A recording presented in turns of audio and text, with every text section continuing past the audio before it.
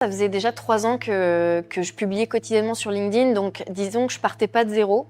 J'avais déjà une belle communauté, mais ça sert à rien d'avoir des gens qui nous suivent si derrière il n'y a pas de vente. Donc c'est bien, ça flatte l'ego, mais c'est pas ça qui paye le loyer. Et donc au final, j'ai vraiment retravaillé mon contenu avec Capé. J'ai fait en sorte d'attirer à moi des gens qui étaient intéressés et avec qui mon contenu résonnait. Et j'ai commencé à leur parler sans avoir la vente en intérêt, mais vraiment pour créer des connexions. Et c'est quelque chose aussi que j'avais un petit peu perdu et que j'ai retrouvé grâce à Capé, d'aller juste tisser des relations comme ça avec des gens de manière très genuine, s'intéresser à eux, leurs problématiques. Qu'est-ce que tu vis en ce moment? Est-ce que tu peux m'en dire un peu plus? Peut-être que je peux t'aider, mais je veux rien te vendre, je veux juste déjà te découvrir un petit peu plus. Et puis après, ben voilà, de fil en aiguille, quand on sait qu'on a une solution qui peut aider les gens, on doit leur proposer. Après, c'est eux qui décident si oui ou non ils veulent se faire accompagner par nous ou pas. Mais déjà, notre rôle, c'est de leur créer un déclic. Et voilà, et tout ça, on l'apprend et de manière bienveillante, de manière écologique aussi. Ça, c'est génial parce que